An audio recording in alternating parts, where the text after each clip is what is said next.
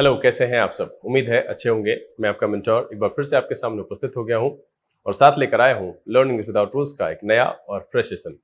जैसा कि आपको पता है, इन दिनों एसएससी स्पेशल के लिए मैं एपिसोड्स लेकर के आपके सामने उपस्थित हो रहा हूं।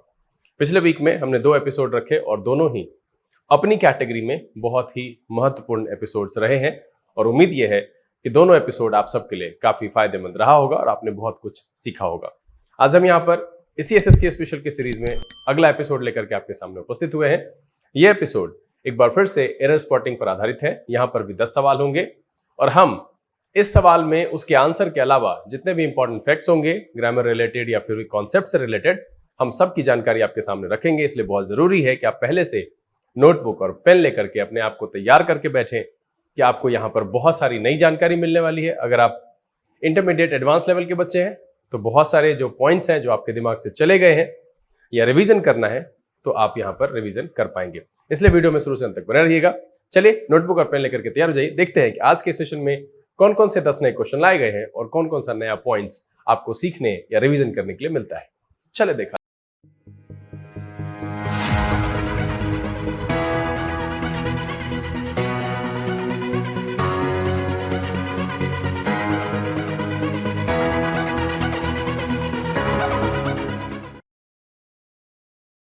आइए हम आज सेशन की शुरुआत करते हैं और इस एपिसोड में लाए गए 10 क्वेश्चन को बारी बारी से आपके सामने रखते हैं। आप दिए गए समय सीमा यानी कि 30 सेकंड, जो कि मैं समझता हूं कि इस तरह के क्वेश्चन के लिए जो लेवल है बहुत ही पर्याप्त समय है, इस समय सीमा के अंदर आपको बना लेना चाहिए। और मेरा यह मानना है कि अगर आपसे नहीं बनता है तो भी आपको फ्रस्ट्रेट होने की जरूरत नहीं है। सीखने की जरूरत है, ज्ञान को बढ़ाने की जरूरत है और ज्ञान बढ़ेगा तो रफ्तार खुद ब खुद बढ़ जाएगा। अगर आपसे ना बने दिए गए समय सीमा के अंदर तो आप वीडियो को पॉज करिए, पहले कॉन्सेप्ट को सोचिए, समझिए, सूझबूझ लगाइए और उस हिसाब से आंसर को मार्क कीजिए। क्योंकि आप देखिए, हड़बड़ाहट में जैसे तैसे आंसर मार्क करेंगे और अगर वो सही भी हो जाता है तो वो सही मायने में आपकी उपलब्धि होगी नहीं और कमी रह जाएगी जो परीक्षा में आपको रिजल्ट नहीं दिला पाएगी। इसलिए बहुत जरूरी है कि समझदारी क्रिएट की जाए, चीजों पर पकड़ बनाई जाए और कॉन्सेप्ट सीखी जाए। इसलिए बहुत जरूरी है कि आप अगर समय सीमा के अंदर बनाते हैं तो भी ठीक है, आंसर मिलाइए, एक्सप्लेनेशन को जरूर देखिए, रिवीजन के पॉइंट ऑफ व्यू से भी जरूर देखिए। बहुत फायदेमंद रहेगा ये सेशन आपके लिए, तो शुरू से अंत तक बने रहिएगा। सेशन की शुरुआत करेंगे लेकिन उससे पहले जो लोग इस चैनल पर नए हैं, चैनल को सब्सक्राइब कर लीजिए, बेल आइकन जरूर प्रेस कीजिएगा ताकि यहाँ से अपलोड की गई वीडियोस की नोटिफिकेशन आपको मिले और आपका कोई भी सेशन मिस ना हो। चलिए सेशन की शुरुआत करते हैं और सबसे पहले हम आपके लिए समय की व्यवस्था कर दें, वही 30 सेकेंड है ना। यहां पर इसको रखते हैं। चलिए एक बार फिर से आप सबका स्वागत है। ये तीसरा दिन है और ये मुझे लगता है कि दूसरा एपिसोड है। हाँ जी, पहला एरर स्पॉटिंग का ही था, दूसरा था वन वर्ड सब्स्टिट्यूशन। आज यहां पर फिर से हमने एरर स्पॉटिंग के सेट को रखा है और ये उम्मीद तो जरूर करते हैं कि आप सबने वन वर्ड सब्स्टिट्यूशन में बताए गए 40 शब्द जरूर याद कर लिए होंगे, नोट डाउन जरूर किया होगा और रिवीजन कर रहे होंगे। बहुत जल्द फिर उसी तरह के एपिसोड को लेकर के आपके सामने उपस्थित होंगे। चलिए पहला सवाल आपके सामने है और आपका समय शुरू होता है अब।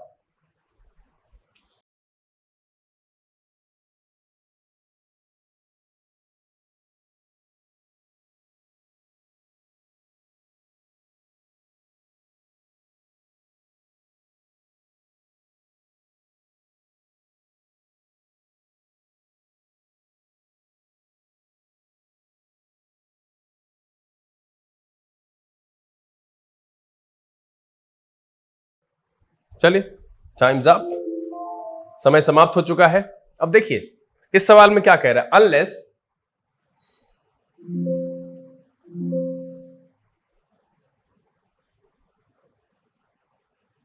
चलिए कह रहा है अनलेस ही डजंट एपोलोजाइज।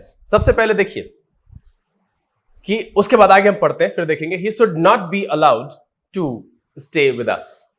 तो पिछले दिन मैंने चर्चा की थी बी प्लस पास्ट पार्टिसिपल की, तो ठीक है ये पैसिव फॉर्मेट में है और कोई दिक्कत नहीं है, हम लिख सकते हैं इस तरीके से कि he should not be allowed to stay with अस।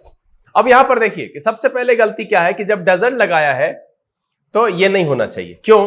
क्योंकि जब हम डू डज या डिड हेल्पिंग वर्ब का प्रयोग करते हैं, ये याद रखिएगा, डू डज या डिड के साथ जब हम इस हेल्पिंग वर्ब का प्रयोग करते हैं तो हमेशा जो मेरा मेन वर्ब होता है वो V1 होता है ना। जैसे अगर हम लिखते हैं ही प्लेज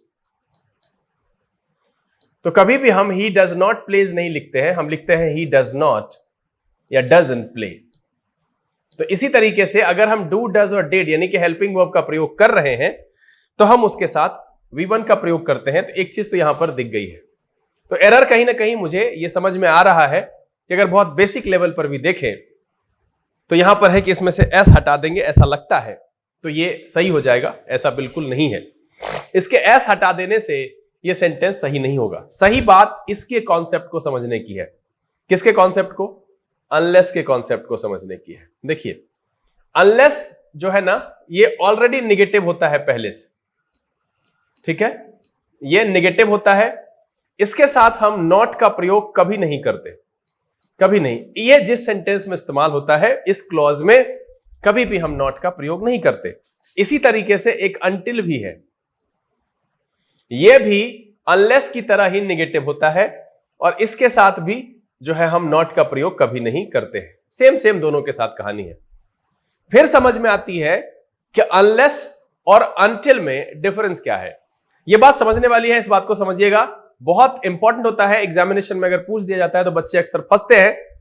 अनलेस और अनटिल दोनों नेगेटिव होता है, इसके साथ कभी भी हम नॉट का प्रयोग नहीं करते हैं। अब देखिए, अनलेस का प्रयोग हम करते हैं जब किसी वर्क का वर्क के साथ रिस्ट्रिक्शन हो, मतलब एक काम अगर दूसरे काम से प्रतिबंधित हो कि अगर यदि वह नहीं आएगा तो मैं नहीं खेलूंगा।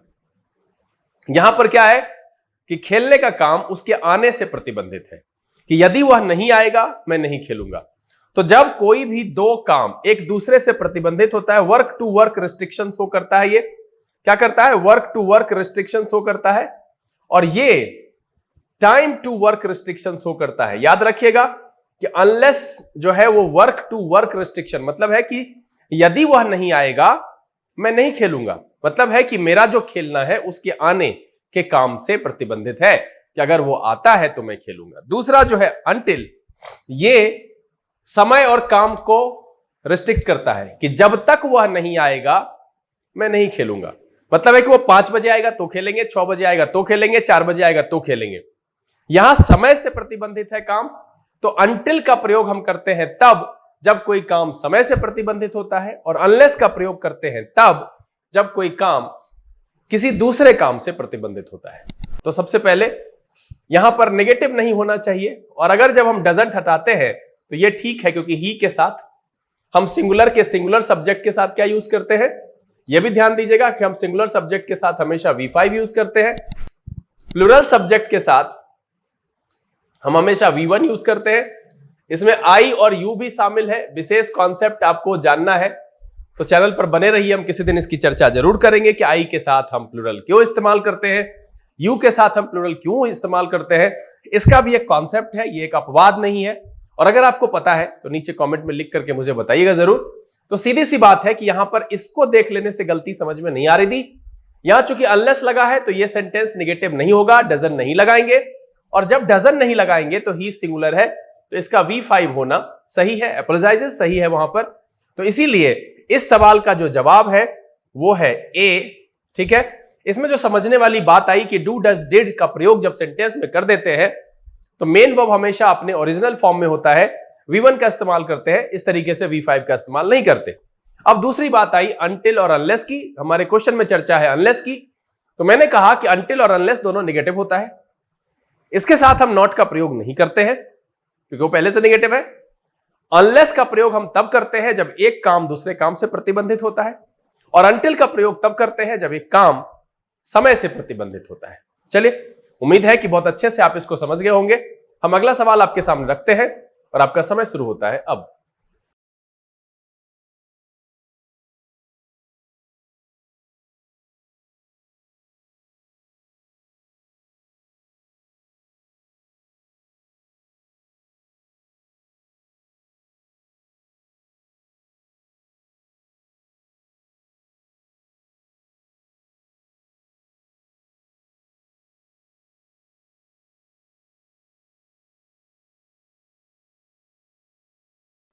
Times up. चलिए, बहुत ही आसान सा सवाल है और वैसे बच्चे जिन्होंने ऑफलाइन या ऑनलाइन मेरी क्लास की है और पढ़ा है टाइम एंड टेंस में, वहां पर मैं पढ़ाता हूं देखिए यहां लिखा हुआ इट इज टाइम, तो मैंने इस पर आपको जानकारी आपके सामने रखी थी। वो जानकारी क्या थी कि इट इज टाइम, एक मिनट, जानकारी क्या थी? जानकारी थी it is time, it is high time,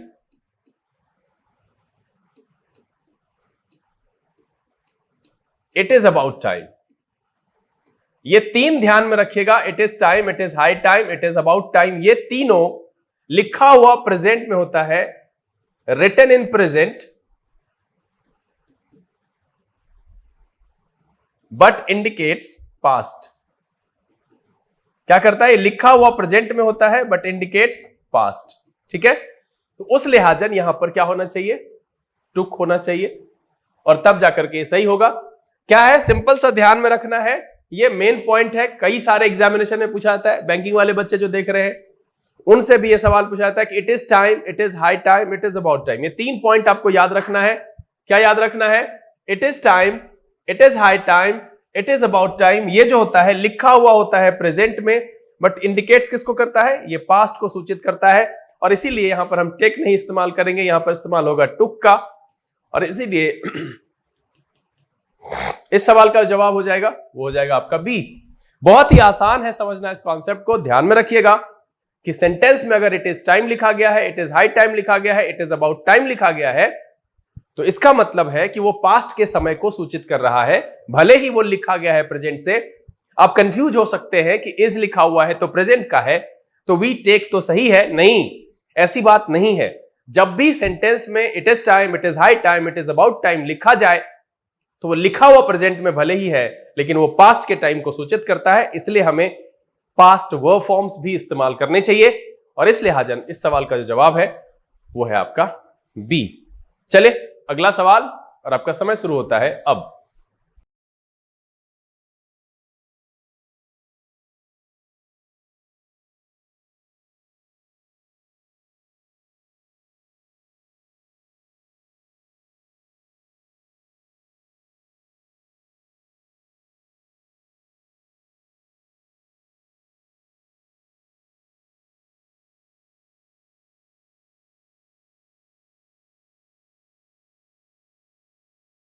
चले, टाइम्स अप, समय समाप्त हो चुका है।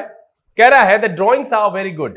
तो सबसे पहले देखिए ड्रॉइंग्स है ना, ये ड्रॉइंग्स लिखा हुआ है यहां पर, तो ये जो ड्रॉइंग्स है ये प्लूरल है, इसलिए हमने यहां पर आर लगाया है। आपको पता होना चाहिए कि इज का प्रयोग जो होता है वो हम सिंगुलर के लिए करते हैं, आर का प्रयोग हम प्लूरल के लिए करते हैं। सॉरी, इसलिए हम इस तरह से यहां पे लिख देते हैं। वॉज का प्रयोग भी करते हैं हम सिंगुलर के लिए, वर का प्रयोग हम करते हैं प्लूरल के लिए। ये दोनों प्रेजेंट के लिए यूज होता है, और ये दोनों जो होता है ये पास्ट के लिए यूज होता है, आपको पता है। एम का प्रयोग हम करते हैं किसके साथ? आई के साथ, तो ये आपको पता होना चाहिए। तो यहां पर जैसे ही ड्रॉइंग्स लिखा हुआ है तो इसके साथ ये आर सही है। अब कह रहा है almost every one of them. अब याद कीजिएगा कि मैंने आपको बताया था कि ऑफ का प्रयोग हम दो तरीके से करते हैं, एक करते हैं पोजीशन बताने के लिए, ठीक है, और एक करते हैं हम सिलेक्शन बताने के लिए। सिलेक्शन के केस में नाउन ऑलवेज प्लूरल या प्रोनाउन ऑलवेज प्लूरल, और पोजीशन के केस में नाउन या प्रोनाउन प्लूरल और सिंगुलर दोनों हो सकता है। चूंकि यहां सिलेक्शन के लिए हुआ है तो देम मेरा सही है। अब जरा ये देखिए, यहां पर है डिजर्व्स, ये जो लगाया गया है यहां पर एक कॉन्सेप्ट क्या है, उस कॉन्सेप्ट को पढ़िए। ये कॉन्सेप्ट है एनपीएन। एनपीएन इसका क्या मतलब है ये समझिए, कि अगर सेंटेंस में ऐसे लिखा गया हो noun plus preposition plus noun plus preposition plus noun, इस तरीके से कई को जोड़ दिया जाए, तो मेरा जो वर्ब होता है वो पहले वाले नाउन के हिसाब से, यानी इसके नाउन के हिसाब से, अगर ये सिंगुलर है तो ये भी सिंगुलर होगा, अगर ये प्लूरल है तो ये भी प्लूरल होगा। This is called NPN. NPN का मतलब है कि नाउन प्रेपोजिशन नाउन बहुत सारा अगर एक साथ जुड़ जाता है तो वैसे केस में मेरा रियल सब्जेक्ट पहला वाला नाउन होता है। अब यहां पर भी देखिए एवरीवन है, फिर ऑफ है, फिर देम है, और प्रोनाउन भी जुड़ सकता है, ऐसा कुछ भी नहीं है। तो यहां पर जो एवरीवन है इसके हिसाब से हम सब्जेक्ट को यूज के वर्ब को यूज करेंगे। और आपको पता होना चाहिए कि ईच, एवरी, आइदर,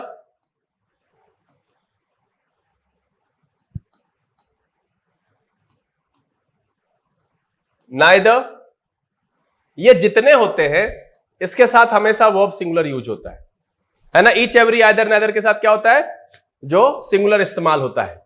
तो उसी तरीके से यहां पर एवरीवन है ना, एवरी के साथ लगाया हुआ है। आपको पता है कि ईच का प्रयोग हम अकेले कर सकते हैं, लेकिन एवरी का प्रयोग हम अकेले यानी सिर्फ एवरी का प्रयोग नहीं करेंगे। एवरीथिंग, एवरीबॉडी, एवरीवन ऐसे करना है। ईच का प्रयोग हम अकेले भी कर सकते हैं सेंटेंस में, each has done well, each boy has done well, कोई दिक्कत नहीं है। लेकिन हम एवरी अकेला नहीं लिख सकते हैं, यह भी ध्यान दीजिएगा। कई जगह पर सवाल ऐसे भी पूछता है, एवरी को अकेला लिख देता है। तो यहां पर बहुत सारी जानकारी इस सवाल में मिली।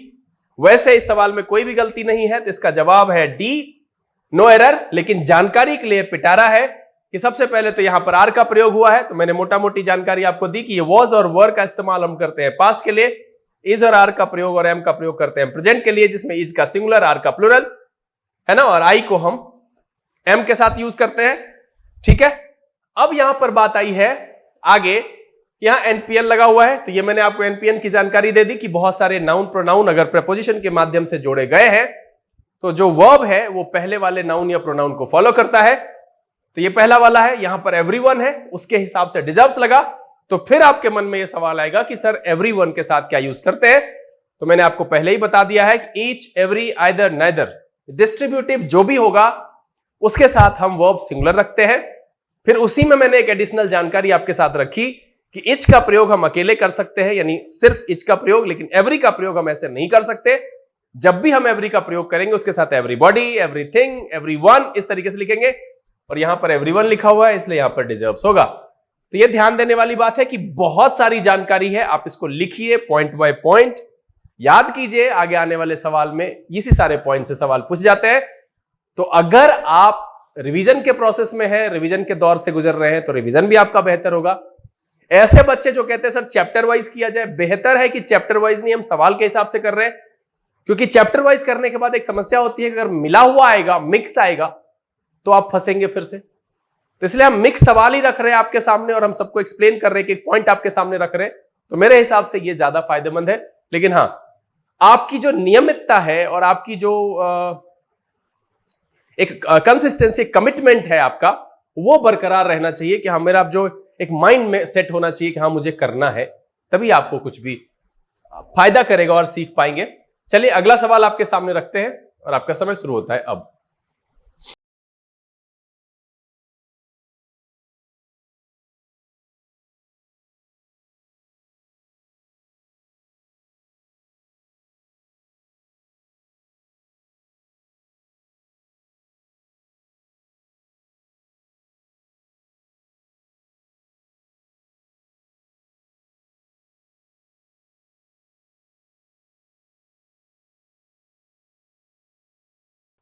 चलिए समय समाप्त हो चुका है और मुझे लगता है कि बहुत सारे बच्चे ने इस सवाल का जवाब दे दिया होगा। कह रहा था college library is not only, क्या कह रहा है, the college library is not only equipped with very good books but also with the latest journals.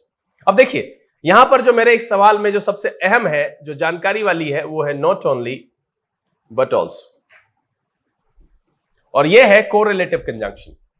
ठीक है, ये दोनों हमेशा जब भी इस्तेमाल होगा, ध्यान दीजिएगा, ये पेयर में इस्तेमाल होगा। ठीक है, यहां पर और यहां पर same kinds of parts of speech इस्तेमाल होंगे। क्या होंगे? Same kinds of parts of speech. दोनों जगह पर हम एक ही तरह के पार्ट्स ऑफ स्पीच का प्रयोग करेंगे। मतलब ये कि अगर हम यहां नाउन यूज कर रहे हैं तो यहां भी नाउन यूज करेंगे, यहां प्रेपोजिशन यूज कर रहे हैं तो यहां भी प्रेपोजिशन यूज करेंगे। अब यह है कि सर इसमें अक्सर कैसा देगा, देखिए यहां पर नॉट ओनली के बाद वर्ब है इक्विप्ड और यहां बट ऑल्सो के बाद विद है।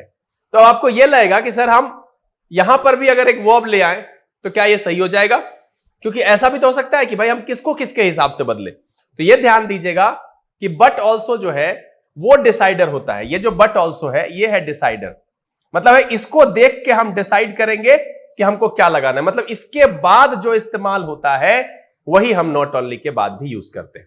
आपको यह ध्यान देना है कि बट ऑल्सो के बाद जो पार्ट्स ऑफ स्पीच इस्तेमाल किया गया है, चाहे वो नाउन किया गया हो, एडजेक्टिव किया गया हो, प्रोनाउन किया गया हो, प्रेपोजिशन, जो भी जिस तरीके से लिखा गया है, आपको यह ध्यान देना है कि बट ऑल्सो के बाद जो यूज किया गया है वही इस्तेमाल किया जाएगा नॉट ओनली के बाद भी। तो अब यहां पर देखिए कि मेरे सवाल में है कि बट ऑल्सो के बाद विद दिया गया है, दैट मींस प्रेपोजिशन है। तो अगर हम इक्विप्ड को पीछे ले लेते हैं और नॉट ओनली को आगे कर देते हैं तो नॉट ओनली भी विद के साथ आ जाएगा। मेरा सेंटेंस हो जाएगा the college library is equipped not only with very good books but also with the latest journals. तब जाकर के ये सही होगा और इसीलिए इस सवाल का जो जवाब है वो हो गया आपका बी। मैंने यहां पर जानकारी आपके सामने क्या रखी कि मैंने आपके सामने ये रखा कि नॉट ओनली बट ऑल्सो एक कोरिलेटिव कंजंक्शन है जो कि हमेशा पेयर में ही प्रयोग होता है। नॉट ओनली बट ऑल्सो एक साथ प्रयोग किया जाता है और नॉट ओनली बट ऑल्सो के बाद हमेशा same kinds of parts of speech का प्रयोग किया जाता है। अब यह मन में आएगा कि सर किसको किसके हिसाब से बदले। अगर उल्टा पुल्टा दिया गया है कि नॉट ओनली के बाद एक प्रोनाउन दिया गया है और बट ऑल्सो के बाद एक वर्ब दिया गया है तो किसको किसके हिसाब से बदलेंगे? क्या हम बट ऑल्सो के बाद प्रोनाउन यूज करेंगे या नॉट ओनली के बाद वर्ब यूज करेंगे? तो यह ध्यान रखेंगे कि नॉट ओनली बट ऑल्सो के केस में डिसाइडर बट ऑल्सो यानी कि बाद वाला होता है। तो बट ऑल्सो के बाद अगर वर्ब रखा गया है तो नॉट ओनली के बाद भी हम वर्ब एडजस्ट करेंगे। बट ऑल्सो के बाद अगर प्रेपोजिशन रखा गया है तो नॉट ओनली के बाद भी हम प्रेपोजिशन लाने की कोशिश करेंगे, एडजस्ट करेंगे सेंटेंस में आगे पीछे करके, और अगर नहीं दिया हुआ है तो वहां पर एप्रोप्रिएट ऐड करेंगे। वही चीज यहां पर किया गया है कि बट ऑल्सो के बाद प्रेपोजिशन है तो हमने इक्विप्ड को पीछे कर दिया, नॉट ओनली यहां चला आया। ये बहुत इंपॉर्टेंट है। अब एक बात यहां पर और होती है कि अगर ऐसा दिया हुआ है कि not only dot dot dot but dot dot dot also, अब डिसाइडर किसका होगा? तो अब यहां पर जो डिसाइडर है वो ऑल्सो के बाद वाला हो जाएगा। कि अगर हम ऑल्सो के बाद देखते हैं कि लगा हुआ है प्रेपोजिशन तो हम नॉट ओनली के बाद भी प्रेपोजिशन लगाएंगे। अगर ऑल्सो के बाद वर्ब लगा हुआ है तो हम नॉट ओनली के बाद भी वर्ब लगाएंगे। तो यहां पर एक जो अहम जानकारी आपको मिली है, नॉट ओनली और बट ऑल्सो ये कोरिलेटिव कंजंक्शन का पेयर है और इसको हमेशा ध्यान में रखना है कि बट ऑल्सो डिसाइडर होता है और अगर बट और ऑल्सो को अलग कर दिया जाए तब ऑल्सो डिसाइडर होता है। उसके बाद जो पार्ट्स ऑफ स्पीच आएगा वही नॉट ओनली के बाद भी प्रयोग किया जाएगा। चलिए हम अगला सवाल लेते हैं और आपका समय शुरू होता है अब।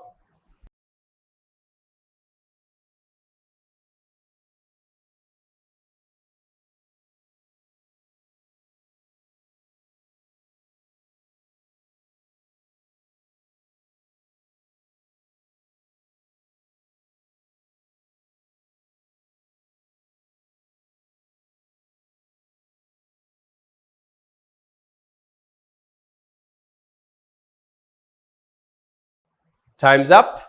चले समय समाप्त हो गया है। क्या कह रहा है? I am not satisfied with your explanation of where you was.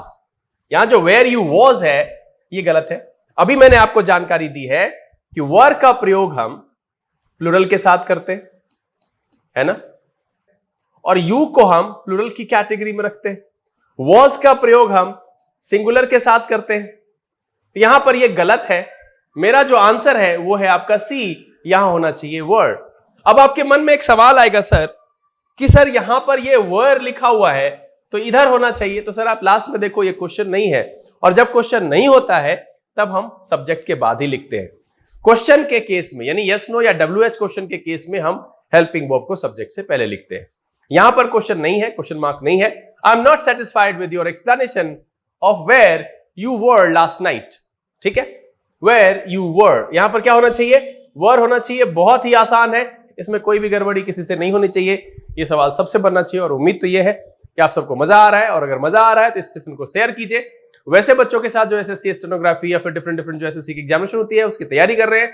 अंग्रेजी से जिनको बहुत डर लगता है, उनको लगता है कि भाई अंग्रेजी मेरे से नहीं होगा, उन तक ये वीडियो पहुंचाइए। साथ में अगर आप नए हैं, पहली बार देख रहे हैं, आपने सब्सक्राइब नहीं किया है तो आप भी सब्सक्राइब कर लीजिए, है ना, लाइक वाइक कर दीजिए, तुझे थोड़ा मुझे भी प्रोत्साहन मिले और मैं कोशिश करूंगा कि ज्यादा से ज्यादा वीडियोस आपके सामने लेकर के उपस्थित हो जाऊं। चलिए अगला सवाल और आपका समय शुरू होता है अब।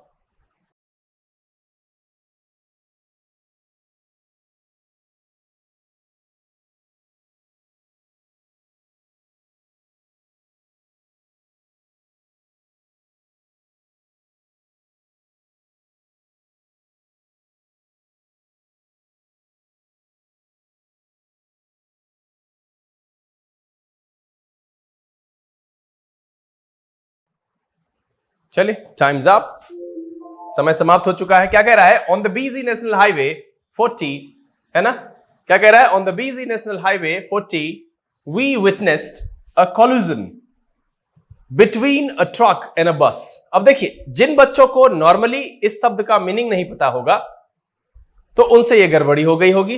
इसका मतलब होता है नेक्सस, मतलब सांठगांठ। क्या होता है? सांठगांठ। जबकि यहां पर क्या कह रहा है कि एक ट्रक और बस के बीच में टक्कर हुआ है तो होना चाहिए कॉलिजन, है ना? क्या होना चाहिए? कॉलिजन, COLLISION, कॉलिजन मतलब होता है टक्कर। यहां पर जो ये शब्द है ये गड़बड़ है, कॉलिजन नहीं होगा। कॉलिजन का मतलब होता है नेक्सस, नेक्सस का मतलब होता है सांठगांठ, और सांठगांठ यहां है ही नहीं। कह रहा है कि on the busy national highway 40 we witnessed a collision, एक टक्कर बिटवीन किसके? Truck and a bus. अब देखिए, बिटवीन का प्रयोग किसके लिए करते हैं? बिटवीन का प्रयोग करते हैं दो के लिए, यानी बीच में। Ram is sitting between Sonal and Mona, है ना? तो इस तरीके से हम बिटवीन का प्रयोग करें तो दो के लिए। और आगे देखिए कि जब बिटवीन लगता है तो आगे एंड जरूर लगता है। दो के बीच में अगर प्रयोग करना है तो हम बिटवीन का प्रयोग करते हैं, और दो से ज्यादा के लिए प्रयोग करते हैं तो हम एमंग का प्रयोग करते हैं। क्या करते हैं? एमंग का प्रयोग करते हैं। दो से ज्यादा के लिए प्रयोग करें तो 2 प्लस एमंग का प्रयोग करते हैं, और एमंगस्ट का प्रयोग भी हम दो से ज्यादा के लिए करते हैं। एमंग और एमंगस्ट के प्रयोग में अंतर क्या है? इसका प्रयोग आप बहुत कम देखे होंगे, आप इसके प्रयोग से परिचित है बिटवीन और एमंग। एमंगस्ट का प्रयोग हम करते हैं वॉवल साउंड वाले शब्द के पहले, जैसे है डिस्ट्रीब्यूट स्वीट्स एमंगस्ट अस, लेकिन एमंगस्ट बॉयज नहीं होगा, कभी नहीं, एमंग बॉयज। तो यह ध्यान देना है कि इसके दोनों में बस इतना ही अंतर है कि वॉवल साउंड वाले शब्द से पहले हम एमंगस्ट का प्रयोग कर सकते हैं, ऐसे एमंग का प्रयोग हम दोनों जगह कहीं भी करते हैं। तो यह ध्यान देना है कि बिटवीन का प्रयोग दो के बीच के लिए करते हैं, और एमंगस्ट का प्रयोग दो से ज्यादा के बीच के लिए करते हैं। यह ध्यान देना है। साथ में यहां पर एक शब्द की गलती है, जो सही शब्द नहीं लिखा गया है। कॉलिजन का मतलब होता है नेक्सस, सांठगांठ, और कॉलिजन का मतलब होता है टक्कर। तो यहां पर बस और ट्रक के बीच में टक्कर हुई है, इसलिए कॉलिजन नहीं कॉलिजन होना चाहिए, तब जाकर के इसका मीनिंग सही होगा। और इसीलिए इस सवाल का जो जवाब है वो है आपका बी में, है ना? हाँ, बी है इसका जवाब। ठीक है, चलिए अगला सवाल, और आपका समय शुरू होता है अब।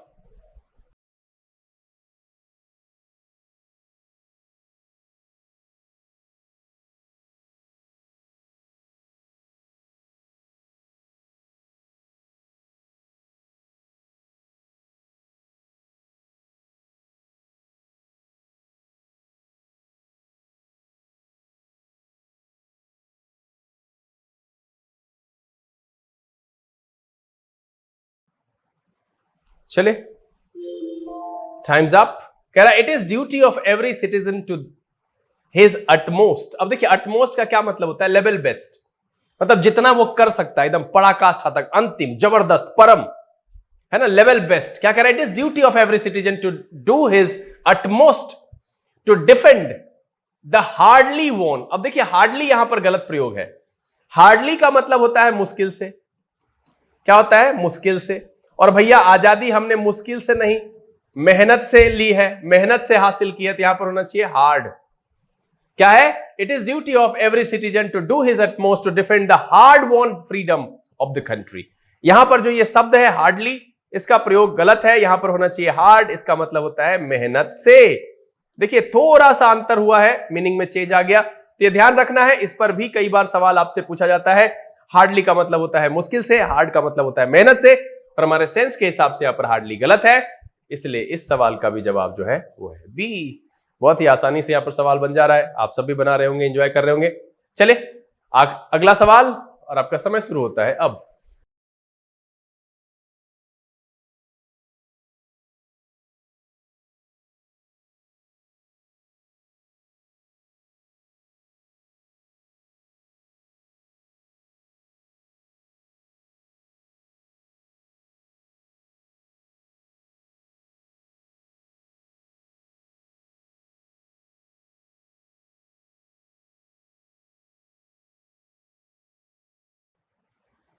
Times up.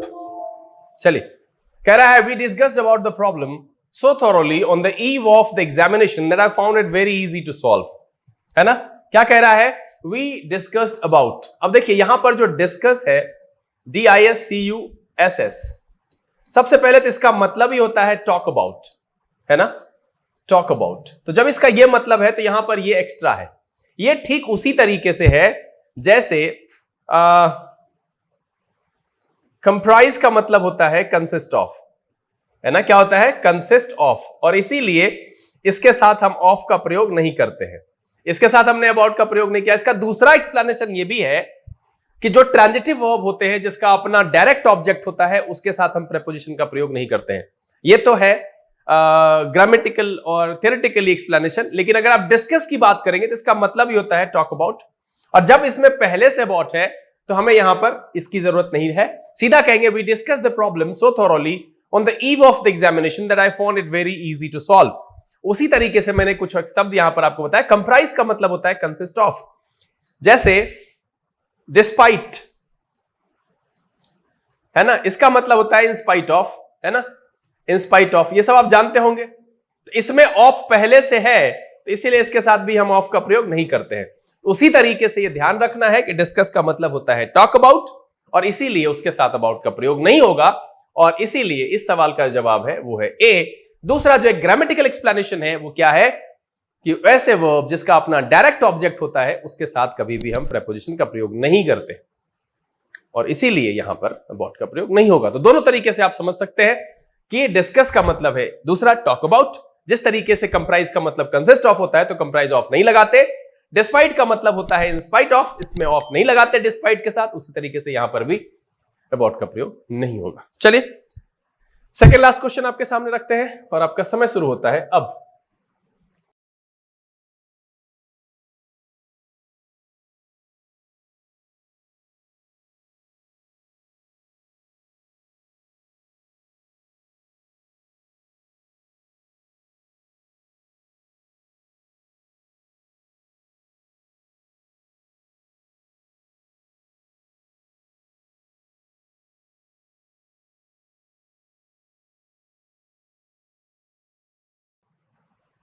Times up.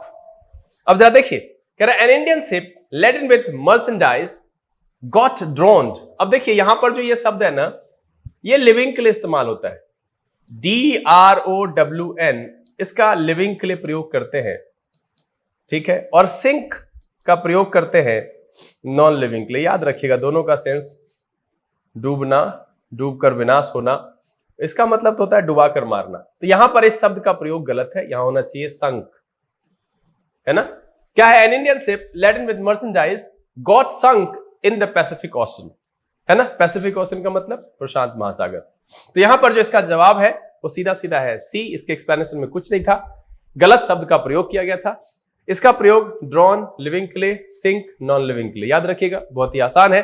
चलिए सेशन का आखिरी सवाल आपके सामने रखते हैं और आपका समय शुरू होता है अब।